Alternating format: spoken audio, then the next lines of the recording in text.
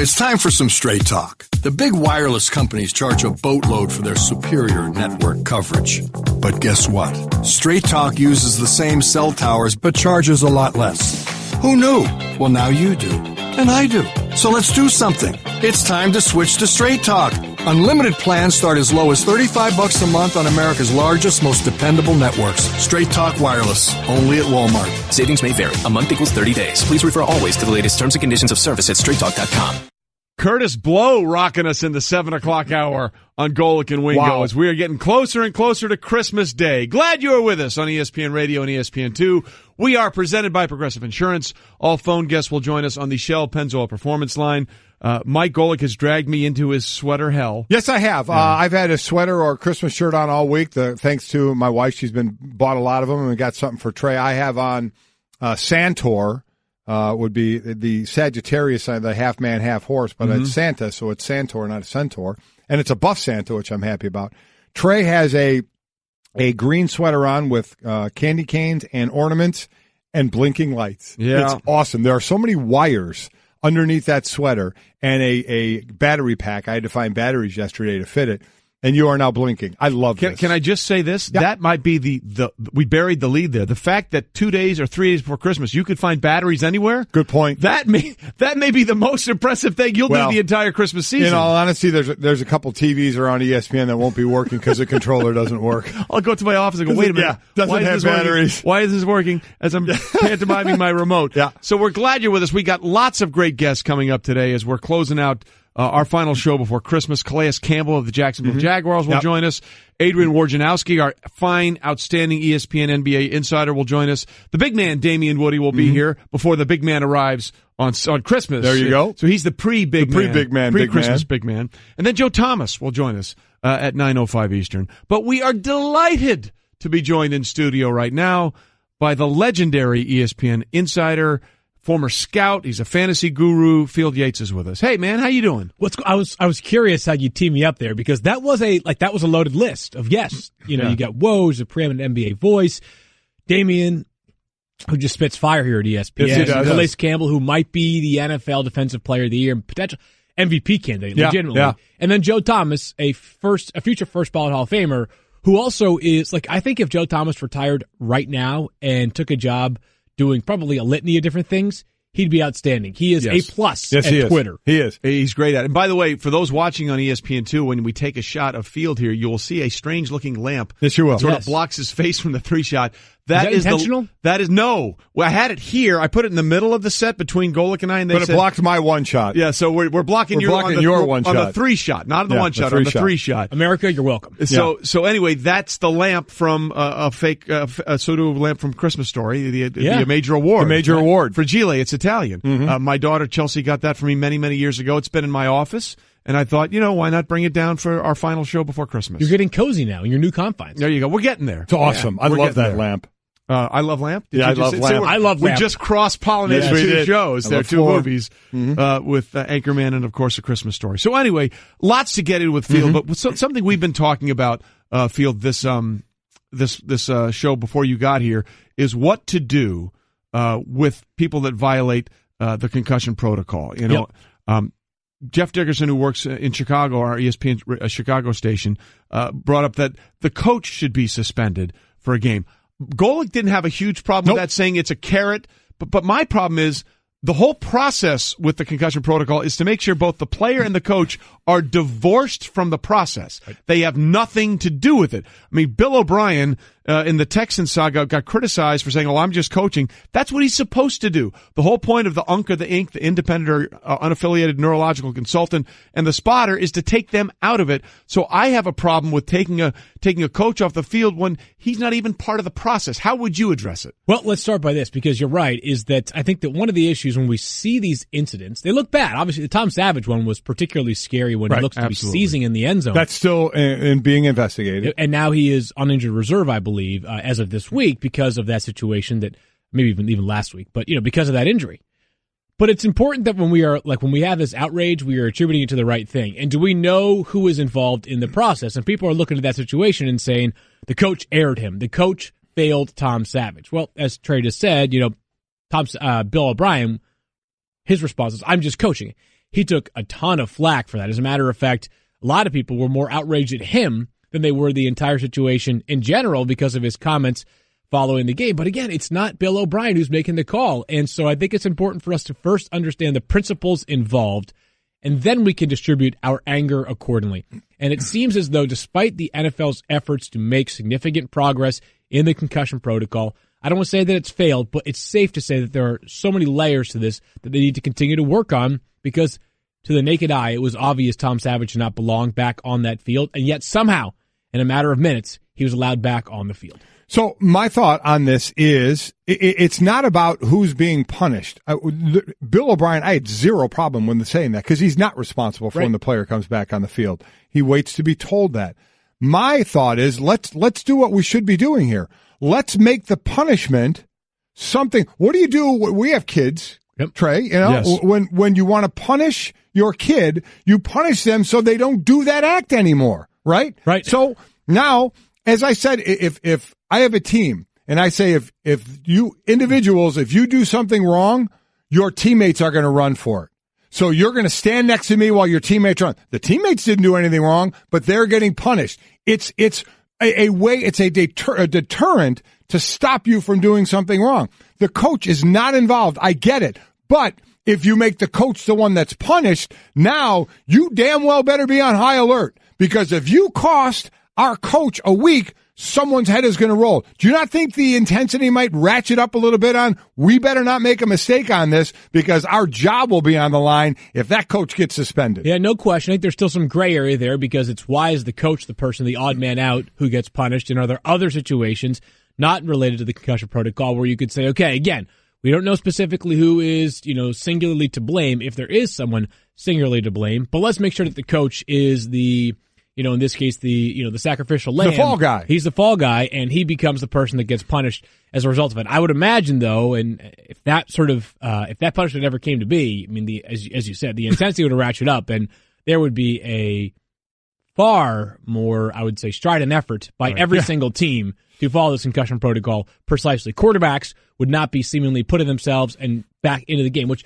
this is not on Russell Wilson either, but it was pretty clear in that game he wanted no part of going through the test. Correct. He wanted to get back on that field without ever stepping off. And the whole point of this is to take the players and the coaches out of it. I would prefer them to lose a draft pick. And you know what? If they end up saying you're going to lose, I'm fine with it. I'm fine. But if I hear that they're going to suspend the coach, I'm not going to lose my mind over that. But a draft pick would be fine as well. Yeah, the draft pick. They're very fortunate for a lot of reasons. It wasn't a draft pick, and obviously, and again, not that the fine isn't going to hurt the wall, but I mean, $100,000. Come on, what Paul Allen, their owners, were here's a nickel. Here's exactly. A nickel. Right. Couch change for Paul Allen. Yeah. But they're already without a second-round pick next year and a third-round pick next year. So imagine if they had been, taken away either a fourth, multiple picks, even a first-round. I mean, you never know with the NFL in terms of how it hands out punishments. Yeah, especially when you see with what's happening with Seattle this year, and they're sort of having to reinvent themselves. Do you know what? That might be one of the most fascinating stories in the NFL right now as we start to sort of leapfrog into the offseason for all but 12 teams. Yeah.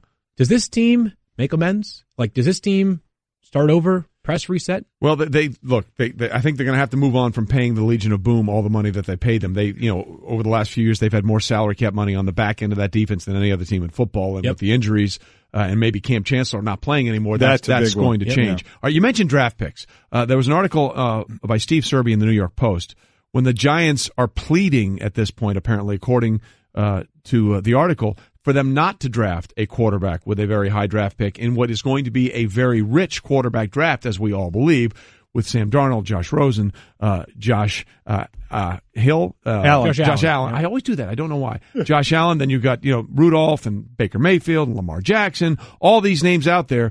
But a couple of the players are talking about Davis Webb, saying don't do it, about drafting someone. Davis is going to be really good in the league when it's all said and done. Dominique Rodgers-Cromartie said that. David, a lot of people are talking about him as he being the next Eli. You buying that? No.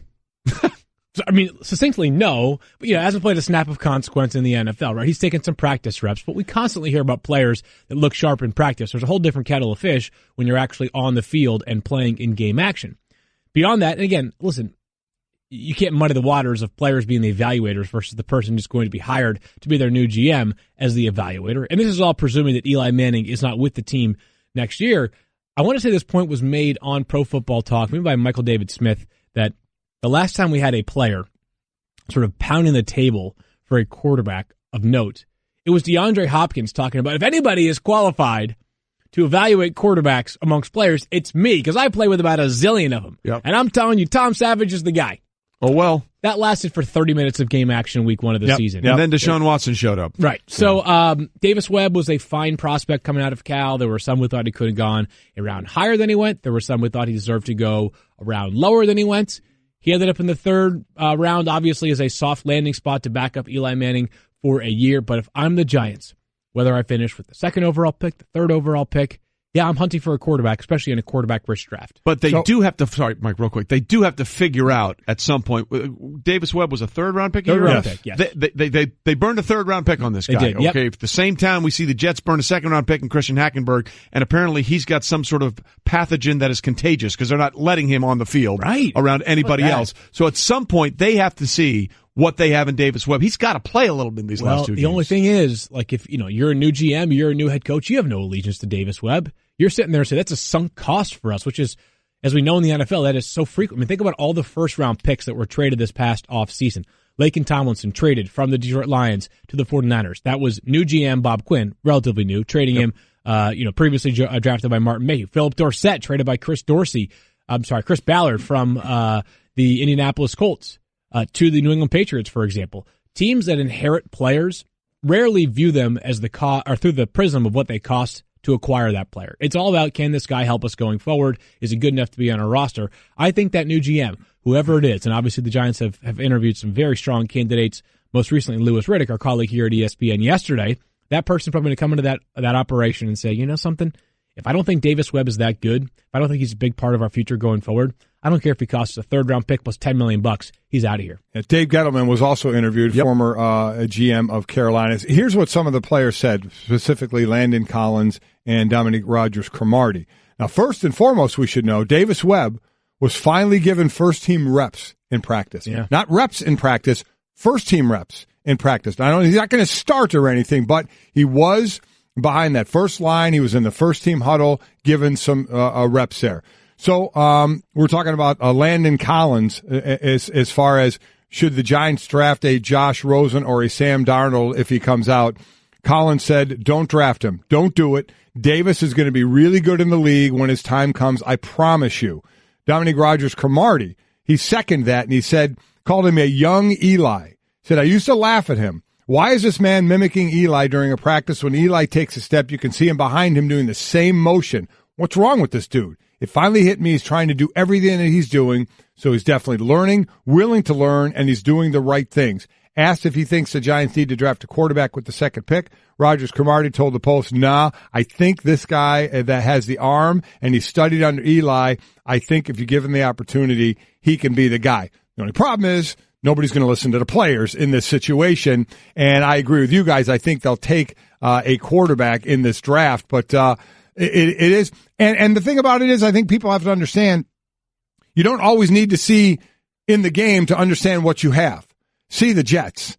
Bryce Petty and Christian Hackenberg, they won't put these guys near the field. You can tell things in practice that say, you know what, this guy is not ready to play. They obviously saw it in Jared Goff last year with the Rams when he was a rookie that he couldn't get on the field. They saw things that said, we're not ready to put this guy in the field. So you can tell that from practice and how they're preparing and where you think that they are. So I don't know if we're going to get enough info to find anything about Davis Webb until if they keep him on the roster next preseason. Yeah, I wonder whether the Giants will even play him at all for the rest of this year. Now, there's just then 2 why would he games be getting left. first-team reps? I have no idea. But that's the thing that seems first-team reps in practice. Right? I wonder this, though, is just think about the storm that followed the Eli Manning benching for Geno Smith a few weeks ago.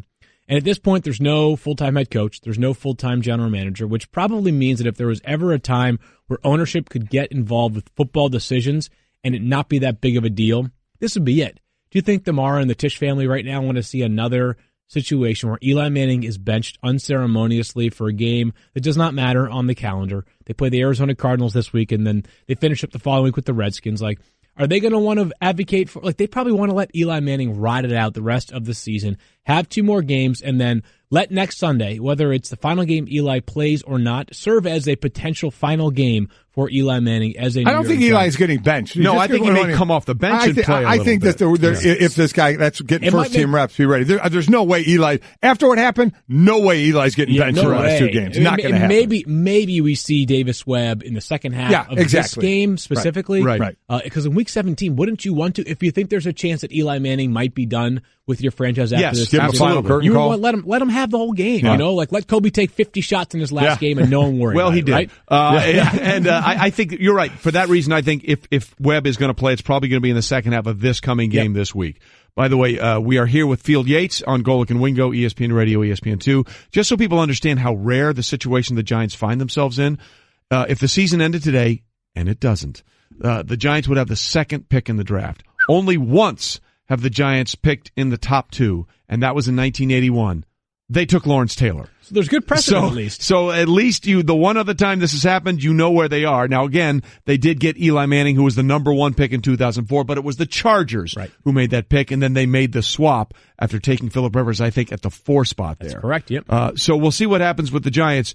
Meanwhile, what do you make of what's going on with the New England Patriots? Look, you were in the Patriots organization. You were a scout for Bill Belichick. You've covered them for a long time. This sort of, I don't want to call it a rift, but a change in protocol, for lack of a better term, with how Bill Belichick is handling Alex Guerrero, who is the TB12 guy, for lack of a better term. He's a guy that Tom Brady has credited for getting him his pliability to play this well at the age of 40. He credits Guerrero with getting him to eat the right things and do the right things that got him back from his devastating knee injury in 2008. There was a situation where Guerrero was flying on the team charter, was on the sidelines, was treating players in the Patriots facility. All of that has now changed. Yep. He's not flying with the team. He's not on the sidelines anymore. And apparently he's only being allowed to treat Tom Brady. Right. So at the facility. Obviously, as we know, there's the oldest saying in football, like you don't have to treat every player equally, but all players must be treated fairly, right? So there's probably going to be a couple of rules that apply to Tom Brady that do not apply to any other player, not just in the Patriots locker room, but probably in the league, based off of his tenure, his stature, his accomplishments, etc. So with Alex Guerrero and Tom Brady, it sounds to me like this. For a while, it was, that's Brady's guy, and it's sort of a, don't worry about it, the rest of you, don't worry about it, Bill Belichick. But all of a sudden, there became some gray area, right?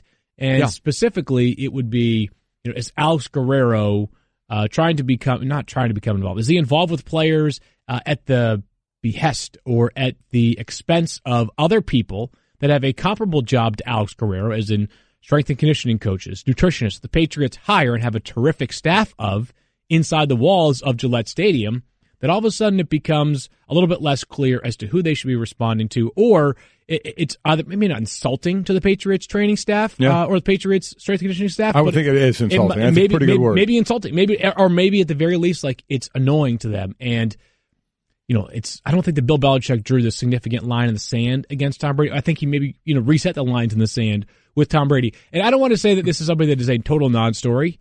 I also think it is something that could boil over fairly quickly, or I could say would just come to pass fairly quickly, given the fact that this team is 11-3, coming off their best win in the regular season in a long time. And if they win their next 2 games over the next, 9 days, they're at home for 2 weeks before they host a home playoff game again. So this is one of those things that I get why it's percolating right now, but maybe we're not talking about it in 3 weeks. Yeah, I personally, I think so many players started seeing this guy that the team and Belichick and the staff just got said enough. Right. You guys, one voice. That's what they've always said. One voice, and it's Bill's voice. We're going to do it Bill's way. 2 more. One about Christmas that I definitely want to get to. But this one with the bowl games coming out and some players playing and some players choosing not to play.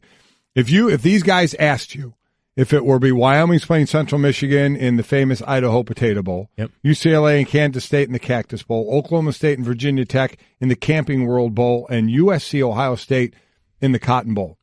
So that's Josh Allen, Josh Rosen, Mason Rudolph, and Sam Darnold. If all of them are going to make themselves eligible for the draft, and we know that has to be by whoever has to decide that by January 15th, I believe, what would you say to them if they said, Field, should we play in this bowl game? Sam Darnold? Specifically, I was thinking about him playing that bowl game, because for a player that had sort of a topsy-turvy beginning to his season, go play that Ohio State front, one of the best defensive lines in the country, an excellent defense in general. It's got future first-round picks in that secondary. Go play. I mean, I would tell them, and I get it, it's easy for me to say this. I never had the opportunity to play football for money, but Like, I love the competitive spirit, and that bowl game might be the final time for these guys to play with their brothers, their teammates, these guys that they love. I'd go out and do it. What about Josh Allen, who's missed a couple of games with a shoulder injury and could be a top 5 pick? Sure, that one, I mean, if there's one that I understand, it might be Josh Allen a little bit. By the way, great line from Bill Walton last night. Dave Pasch was talking about that game and said, have you seen this player, Josh Allen, the quarterback from Wyoming? Bill Walton's response was, no, but I've been to Wyoming. So, yeah he's got, there you go. That helps. Hey, that helps. But Josh Allen, I don't know how specific. I don't know the specifics of that shoulder injury and how much pain he's currently in right now. If he's on the fence, and also he might go to the Senior Bowl, Josh Allen, even though he would be a junior, which I think would be a tremendous move for him to really build some stock going into the pre-draft season. His stock's pretty good right now. But he too had a disappointing year. All these quarterbacks have had some issues this year. But the Senior Bowl is also a great way to show your personal character in front of scouts, coaches, because the week is actually more important than the game. No doubt about that. In how you practice, actually. Yep. So this one now about Christmas, just because we want to know the Yates family. Yes. Christmas Eve or Christmas Day for the presents? Christmas Day. Christmas Day. So you open them all. Nothing on Christmas Eve. Nope. Back when we were young, I'm one of 3. When we were much younger, we would whet the appetite. You would one on Christmas Eve. Yes. Okay. And then what's a Yates family tradition for Christmas? Oh yeah, this one's easy. So my mom, from born and raised Columbus, Ohio, makes a ton of like baked goods, including Buckeyes, which peanut butter dipped in chocolate. Nothing wrong with that. So good. But so those are consumed throughout the week. Right. But Christmas morning, like my great-great-grandmother's cinnamon roll, it's the best. I was about to say, it's like cinnamon rolls and bacon. The smell of cinnamon roll and bacon. God. We were talking butter and bread and bacon, but cinnamon roll and bacon might be better. I have not woken up to an alarm on Christmas in, I can't remember, maybe ever, because I've always woken up the smell of cinnamon rolls and bacon. Trust me. And you guys, it's that's fantastic. Well, now I want cinnamon. I want to leave now. I was going to say. Yeah, okay. We'll run best of. Do we have any best of? I don't think we have enough. I don't think so. Hey, Field, thanks for stopping by. Thank you guys. We Happy appreciate holidays. it. Happy holidays. Merry Christmas to you and your family. You as well. Amazingly enough, Christmas morning, I'm going to think of him eating cinnamon rolls and bacon. Yeah, how about that? Wow. I think that will pass in about 10 seconds, and then you'll have my own cinnamon rolls. That's exactly right. And you're going to enjoy your own. Field, we appreciate it. And by the way, Field, of course, hit him up on Twitter, because if you're in the fantasy playoffs, championships this weekend, he may tip the scales to your advantage. Hey everyone, Mike Golic here. Support for the Mike and Mike podcast comes from our friends at Rocket Mortgage by Quicken Loans. Chances are you're confident when it comes to your work, your hobbies, your life. Rocket Mortgage gives you that same level of confidence when it comes to buying a home or refinancing your existing home loan. Rocket Mortgage is simple, allowing you to fully understand all the details and be confident you're getting the right mortgage for you. To get started, go to rocketmortgage.com/Mikes. Equal housing lender, licensed in all 50 states, NMLS, consumeraccess.org number 3030. Hey girl, have you done something new with your scales? Using new moisturizer? Nice. It really brings out the hazel in your eyes. Oh, hold on. Are you using whitening strips too? Your fangs look good, girl. Really good. A really charming snake charmer? Surprising. What's not surprising? How much you could save by switching to Geico. Wait, what? Have you been doing Pilates too? Geico. 15 minutes could save you 15% or more. Calais, thanks for being with us. Good morning. How are you? Good morning. I got to talk about Peyton Manning in 2013, by the way. What happened there? I caught an interception on the screen, and it was about 30, 40-yard run, and he tackled me on the 3-yard line. I mean, he fell down, barely clipped my knee. I was tired, though. I will say that the exhaustion played a role in that. I was going to say 30, 40 yards. I mean, that's going to need the oxygen tank after for me, so I get it. But Peyton Manning, man, that's a tough one to live with, though, my friend. I mean, I in all my years, I never thought I'd hear someone say Peyton Manning ran me down from behind to make the tackle. So. He took a good angle. I mean, it was all about the angle, and you would know all about the angle. By the way, speaking of the angle, let me just say, as someone who witnessed what you went through in the offseason trying to decide where you were going to play this year and what contract you were going to decide, congratulations, because the choices were Denver and Jacksonville. And for people that don't know, Calais is raised in Denver. He's from the Denver area with 7 siblings there. And it was chronicled, and there was a real – I mean, you really struggled with the choice for a lot of reasons, but you ended up with Jacksonville. Clearly that's working out. What in the end made you think Jacksonville was going to be the better choice? I mean, it was just a gut feeling, but I studied a lot of tape. I did a lot of research, I asked guys that play, both state these questions. I really spent a lot of time in the little short window we had to try to get as much information as possible. At the end of the day, I felt like Jacksonville was to be a better team. Calais, for your side of this, and certainly we'll talk about the team in a second, but this is your 10th year. You're 31 years old. It's your second team you've been on, and this is the first time with 2 more games to go that you're in double-digit sacks, sitting at 14.5. You didn't have double digits before that. Now at 31, here you are, the front runner for the Defensive Player of the Year. What has led you to this, being in the league this long and now producing this way? I mean, I'm sure it's a combination of a few things. One thing is that we have incredible secondary, incredible linebackers that really study a lot of tape and take away quarterback first reads, which gives me the extra split second. And then we have just so much talent on the D-line where we take turns making plays. And also, I think a little bit of a position change, a lot more opportunities on first and second down because I play true DM on first and second down.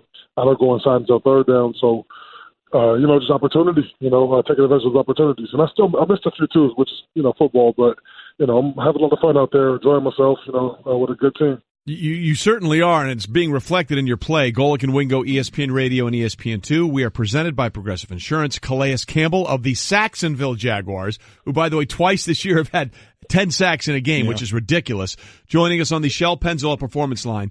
A lot of people were a little skeptical when you did make the decision to go to Jacksonville. There's no state income tax in Florida, all that kind of stuff. But you were right on the money. You saw the potential from this team.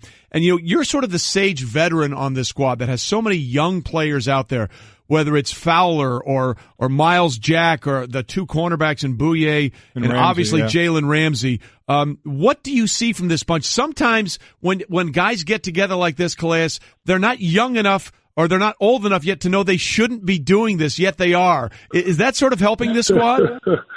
I think, youth definitely, it brings a lot of energy. Late in the season, guys are tired, bodies are hurting, but the guys are still flying around because they're young and energetic. But definitely brings a role to our success. Talking to Calais Campbell, the Jacksonville Jaguars on the Shell Pennzoil Performance Line. They head out to San Francisco to play this Sunday. So the expectations of the team, Jacksonville has certainly been closer to the bottom for years and years. But with you and a bunch of other new guys going into this season, knowing the history of Jacksonville, what did you guys discuss and talk about as expectations? From day one, the goal was to win a division. The message I tried to bring was that we have everything, we need right now. We don't need anything else. Every piece we need is right here in front of us. We just have to put the work in. Coach Marone, wasted no time, and we worked very hard since OTA day number 1. We pushed ourselves, as far as we could push ourselves. And our training camp was probably the hardest training camp I've ever been a part of, including college. At least as hard as it was in college. Coach really asked a lot of us, but in the end, he said if we buy in and we sell out, that we'll be successful. And guys bought in, and here we are. Well, here you are, exactly right, as you head to San Francisco this weekend to take on Jimmy Garoppolo, who's been one of the hottest quarterbacks in the league. He's now 5-0 as a starter, but I'm not sure anybody is hotter than the quarterback in Jacksonville right now, and that's Blake Bortles, who before you got there and earlier this season, has had some stumbles and had some criticisms. But over his last 3 games, Calais, he's done something he's never done before in his career. 3 straight games, multiple touchdown passes, 0 interceptions. What difference have you seen in Blake in the month of December than, say, from September when you first got there? I think he's been the same guy, the whole year. He's just been locked in and dedicated, and hard work pays off. Sometimes it takes a little time. But he's been locked in, working hard, studying tape. He's one of the last guys to leave the locker room. I'm always one of the last guys too. So, I always see him, late in the offices, studying extra tape, and just working hard, and when I see that guy, just the way he practices, the way he carries himself, it's just a matter of time. He's given some credibility. So, I'm happy to see it's finally coming to fruition. The one thing with football, with their 16 games, it is truly one game at a time. But knowing this game gives you the division, something you said in the beginning of the season you talked about, is that discussed in your locker room that this is the magical game now that gets us where, at least to the beginning of where we want to go? Yeah, from the players' perspective, it's one of the first things I said to guys, man, it's a hat and T-shirt game. You know, this is everything we work for in front of us right here for the opportunity. You know, when you win the division, you guarantee yourself a chance to have a home playoff game, to get on the roll in the playoffs, you know, and to win the division is a big deal. And so I've been, you know, and nobody's there. I mean, this is everything we work for right here in front of us, you know. Let's go ahead and take advantage of it. Yeah, it's funny you say that. I've heard Teddy talk about that on NFL Live millions of times. Hat and a T-shirt game. You only get 3 of those a year. You know, when you win your division, win your conference, and win the Super Bowl. That is cool. You do get to celebrate those. And, you know, if you win and when you celebrate, your head coach, Doug Marrone, made a few headlines the other day when he says he's happiest after a win when he eats a bologna sandwich. Not even a fried bologna sandwich, just a bologna sandwich. So, are you a big bologna sandwich guy with Doug? Do you share those sandwiches together, or is that something Doug does on his own? No, he's on his own that one. I do not like bologna. So what's your celebratory meal after a win? And, you know, I'm more of a chicken wings kind of guy, you know. You're speaking to Golic right now. Yeah, you know, you can veg out all the way. You can do whatever you want after a game. You know, you're exhausted. You know, there's no restrictions. You know, it's a complete cheat day, so you eat whatever and everything. Amen to that. Yeah. You had more than a few wings, no doubt about it. Hey, a couple off the topic of the NFL. You know, you've been in the league, as I said, 10 years. You went to the U, Miami, which I had a tough weekend when what you guys did to my boys at Notre Dame that weekend. It was a very nice win for the U in that one. But we're seeing it now where players, and one of your guys on your team, Leonard Fournette was one, and McCaffrey was last year, where they skipped that last bowl game. We already are seeing guys skip bowl games this year again as well. You've been in the league, you haven't been in college for a while, and I'm sure you played in those bowl games because this wasn't going on then. What do you think of players that choose to skip that last bowl game to get ready for the NFL? Oh, man, that's a tough one. I haven't put a lot of thought into that before, but I'll say, you know, the game is a beautiful game, you know, when you play it in its purest form, you know, and you're supposed to enjoy yourself in a bowl game, especially in college, was a big reward. You know, you work really hard to get to a great bowl game, you know, but I guess if you're, you know, a guy who has a high draft stock and you're not playing in the, you know, in a predominant bowl, you're playing in something a little less than, you know, I think some of those guys make business decisions, you know, and you really, you know, I mean, I've seen guys get hurt, you know, in bowl games and end up the draft stock falls a lot. So, you know, you can't really fault them for, you know, thinking about the business side of things. But at the end of the day, you know, me personally, you know, I love playing the game. And every time I get an opportunity to play the game, I'm going to play it the best of my ability. Calais Campbell from the Jacksonville Jaguars joining us on the Shell Pennzoil Performance Line, front runner in everybody's eyes for Defensive Player of the Year. Absolutely. And what makes this question difficult is now you guys play around Christmas Day. You guys are playing again this Sunday in San Francisco. Do you, your family, you or your family, or growing up or now, have any Christmas Day traditions that you like to keep to? Oh, man. I mean, for us, I mean, we were just all about being with each other, you know, celebrating. You know, we used to have, like, dance parties. I guess that's kind of a tradition. Nice. You know, Dance parties. Dance contests. You know, I wasn't the best dancer in the family, never won, but those were a lot of fun.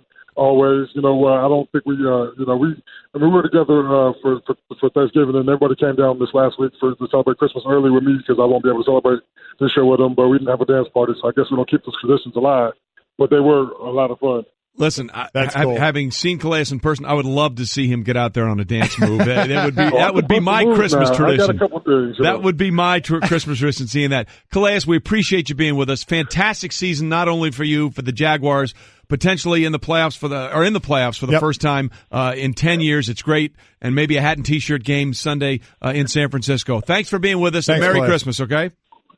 True pleasure. Thank you, guys. See you. Blue Moon is brewed with Valencia orange peel and a touch of coriander. It's a creative twist on a Belgian-style wheat ale for a taste that shines brighter. Taste responsibly. Blue Moon Brewing Company, Golden, Colorado.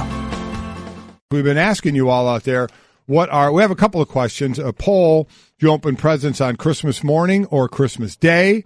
And then what is your family's Christmas tradition?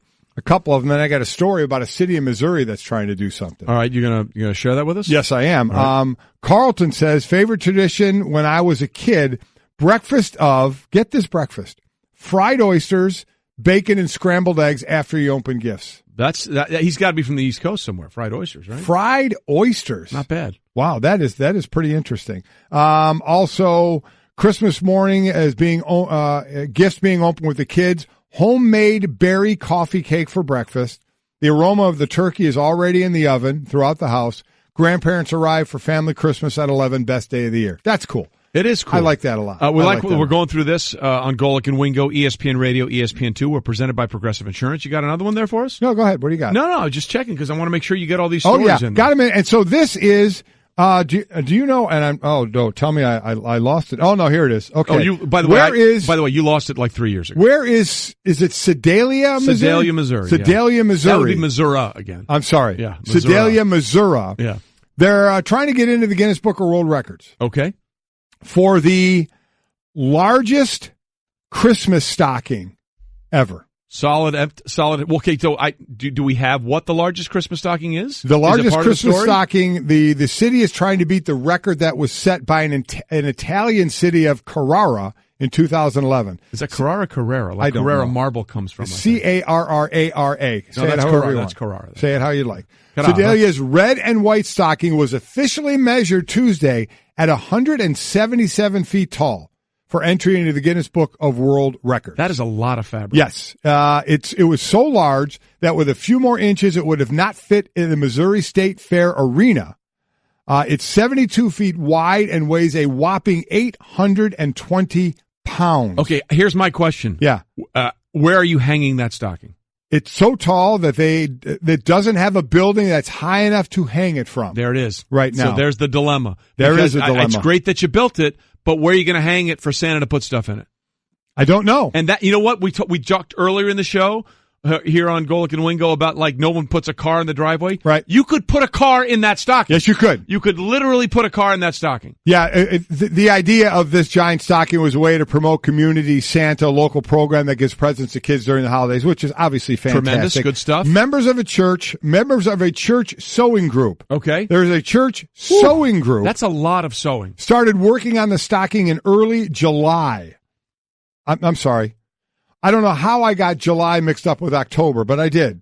It's early October. Okay, wait a minute. Okay, yeah. July is 4 letters that begins with a J. Yeah. October. October is 7 letters that begins with an O. How did you go from October to July? I'm going to tell you why. Okay. Yates and his cinnamon rolls and bacon. He's I was thinking about that. My eyes are watering from that. Also, you're worried about the monkey bread, aren't you? Yes. They started sewing it in early October. Congrats to them. They should know in about 12 weeks if they're going to be in the Guinness Book of World Records. 30 days has November, April, June, and September. All the rest have 31 except when you mess up July and October. Coming up, we'll talk about Week 16 of the NFL, and we'll get some Woj bombs as well. Stay with us. Shut up, Trey.